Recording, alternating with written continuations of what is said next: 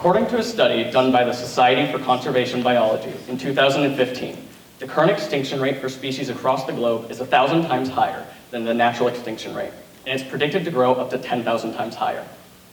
This is just one of the problems that ecosystems worldwide are facing due to humans' exploitation of the environment and its natural resources. Due to the threats that humans pose to the environment, it's more important than ever for people to be made aware of the ecosystems around them and the impact that they have on them. I'm Jacob McDaniel, and over the course of this semester, I researched how global environmental issues are impacting New Hampshire ecosystems and the conservation efforts that can be done to protect them. One of the things that we're going to begin seeing in the future is an increase in severe weather events. This includes flooding, heat waves, storms, things like that. Now, not only is this going to change the ecosystems in New Hampshire, but it's also going to impact people. One of the examples is infrastructure. The stormwater runoff drains in New Hampshire aren't meant to handle the amount of flooding that we may be able to expect in the future. Another thing that we can expect is increasing temperatures. The New Hampshire Climate Assessment Report predicts that by the end of the century, we can expect 50 to 60 days per year to be above 90 degrees Fahrenheit. When compared to the normal, which is about 5 to 15 days, this is a significant increase. Now, this increase in temperature is also going to have an impact on winter. It's predicted that also by the end of the century, the average winter temperatures are going to increase by about 10 degrees Fahrenheit. And this is going to have a drastic impact on the ecosystems and also humans. It's commonly known that skiing is a major industry in New Hampshire, and as these temperatures increase, there's going to be a lot less air time where skiing is able to happen, and it's going to severely impact the industry, the skiing industry, and also the economy. Now, these changes that we're seeing to the climate of New Hampshire are going to have drastic impacts to the ecosystems. As the temperatures warm and the weather changes, as the temperatures warm and the weather changes, we're going to see that the habitats that are currently suitable for most of the plants in New Hampshire are going to begin to shift. Now, an example of this is the sugar maple. As the temperatures warm, the habitats suitable for the sugar maple are going to be able to begin to shift north. Now, the sugar maple is a major part of New Hampshire. Not only is it a major contributor to the colors that we see during the fall season, which is a massive part of the New Hampshire tourism industry, but it's also a major part of the maple syrup industry, both of which are massive parts of the New Hampshire economy. As it begins to shift north, the habitat begins to shift north, we're going to see that there's potential for the sugar maple to leave the state entirely. Now, tracking things like the movement of the sugar maple is very difficult without proper data. When there isn't enough data, we can't track how climate change and environmental issues are going to impact the movement of different species. And an example of this is the New Hampshire Fish and Game.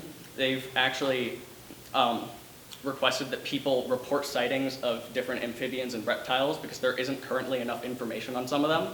And this is why it's very important for people to be aware of the ecosystem so that they can help make a difference. And so for my project, I organized an event called a BioBlitz. A BioBlitz is essentially an event where people in the community can get together and collect data on species in a set area within a set time. I organized this through an app called iNaturalist, which is a social network of citizen scientists and researchers. For the BioBlitz that I organized, it ran through the months of October and November, and also it included Bowen Dunbarton.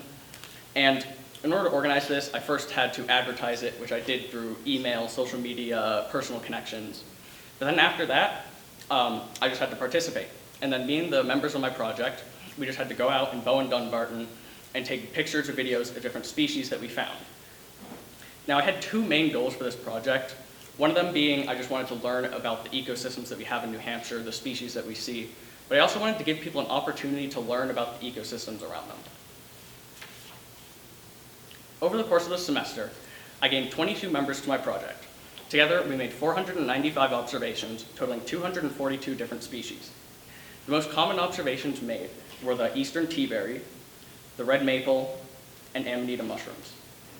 This data is able to be used by anyone with the app, such as researchers, conservation organizations, or really just anyone that's interested in learning about the ecosystems in our two towns.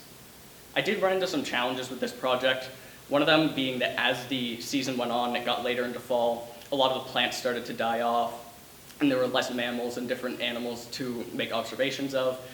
So it kind of hit a plateau at a certain point, but I still think it was successful.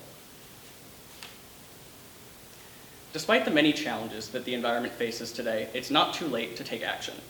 The New Hampshire Climate Action Plan aims to reduce greenhouse gas emissions by 80% of the levels seen in 1990 by 2050.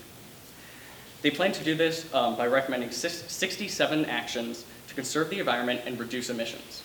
This includes things such as maximizing energy efficiency, implementing renewable resources, and reducing vehicle emissions. Now, these changes are great, but they don't mean anything if people don't try to make them and implement them. And this is why it's important for people to be made aware of the ecosystems around them and try to make a difference. Thank you.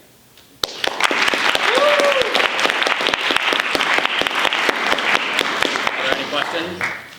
Vincent? How long did you participate in Violence for? So my total participation was about 35